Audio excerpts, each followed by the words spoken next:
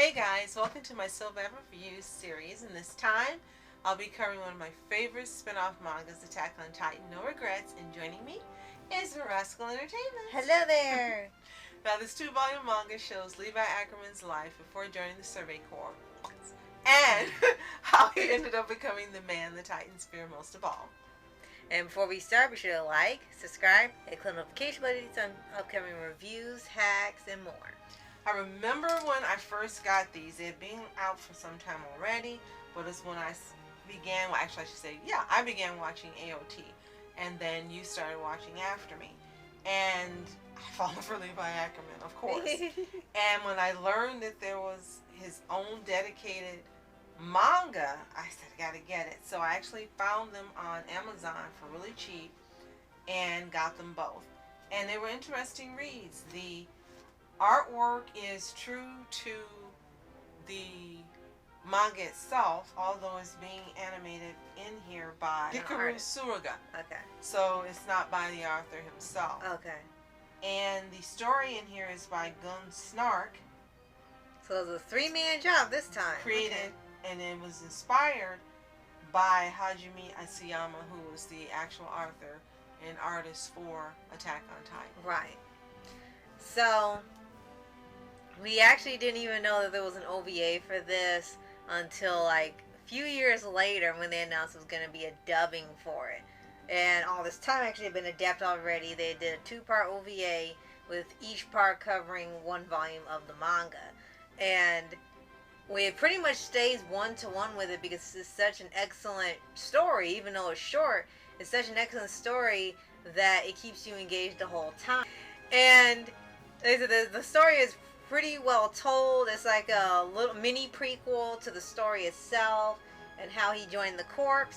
And what's interesting is that it's the ending that differs between the manga and the anime itself, where the manga shows that because of references of the friends, the last thing he could do and promise them was to join the corps. While the anime changed it to where he was too slow and didn't watch them, so he lost them when the first run out with the Titans, and he was forced into joining the corps because Erwin had beaten him at his own game, which was a really odd thing to do because of the way he's been written all this time.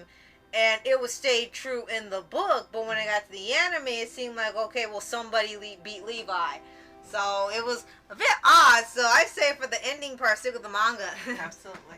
What I really love about this manga is you get to see Levi was always Levi.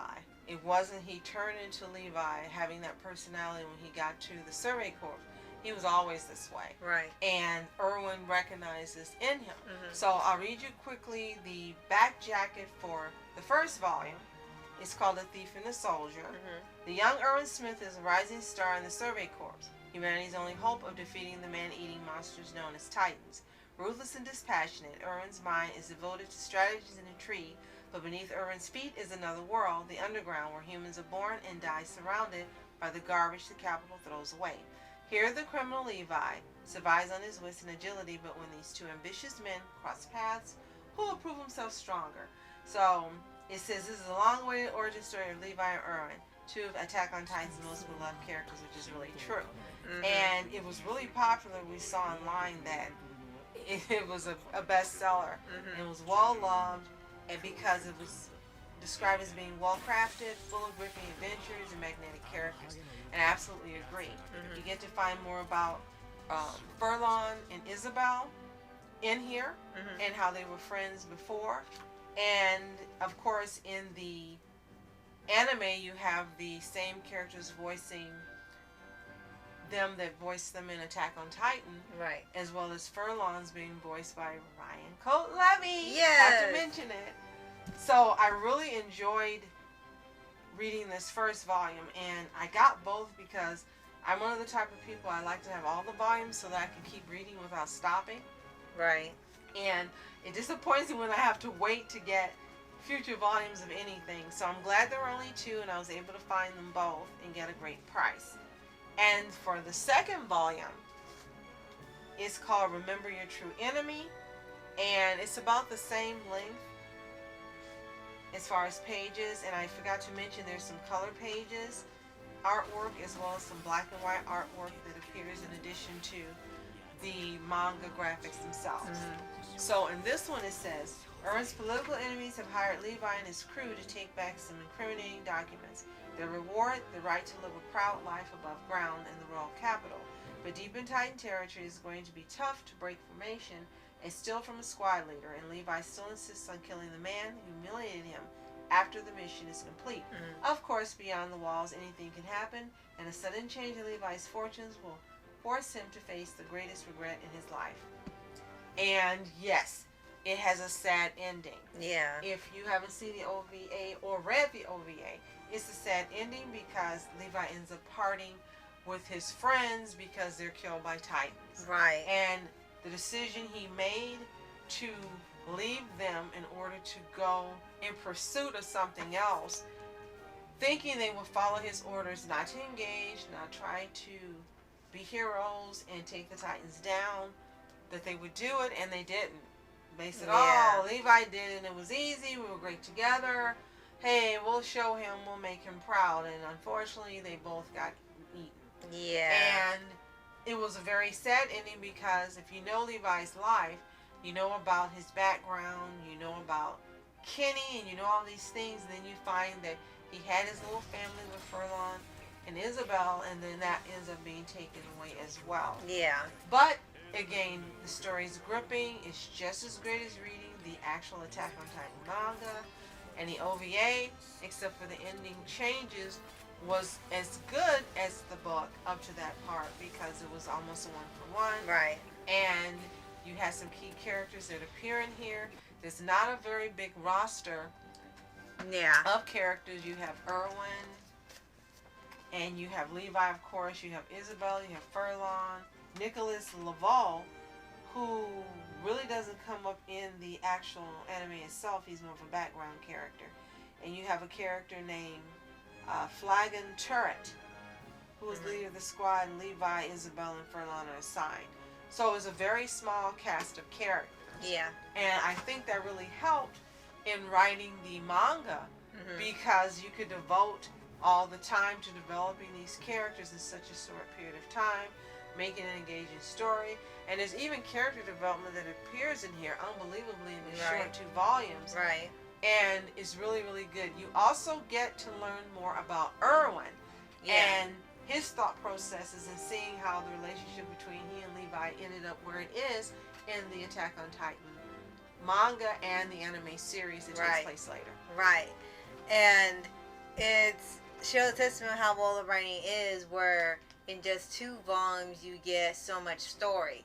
And if it weren't OVAs, you could say this would be like a prequel movie if it wasn't already a 2-part OVA. I know it's not enough for a movie, but it could qualify for one if it had been longer or bigger books.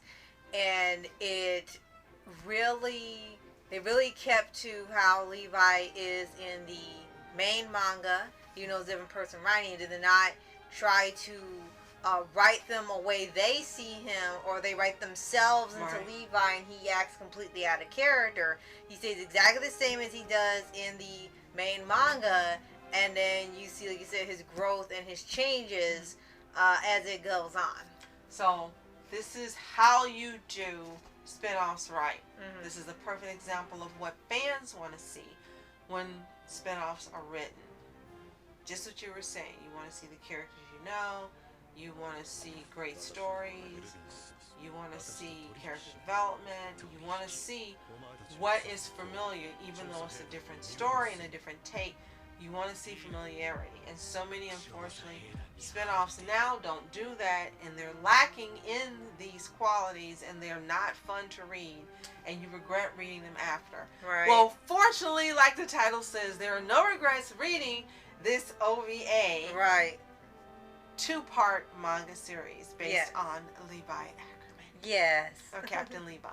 So if you've read Attack on Titan, no regrets.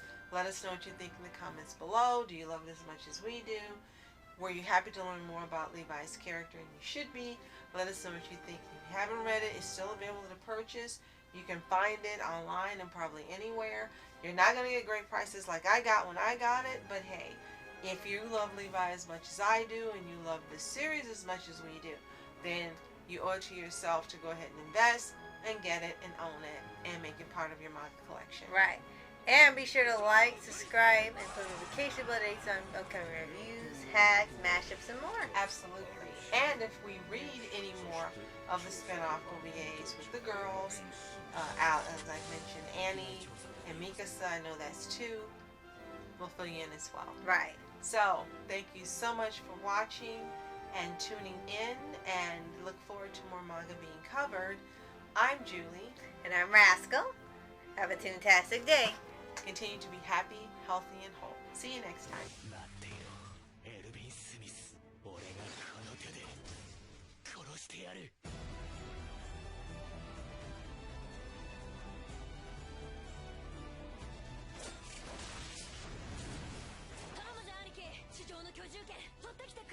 リヴァイ、俺たちを信じてくれ。後悔の記憶は次の決断を鈍らせる。そうなれば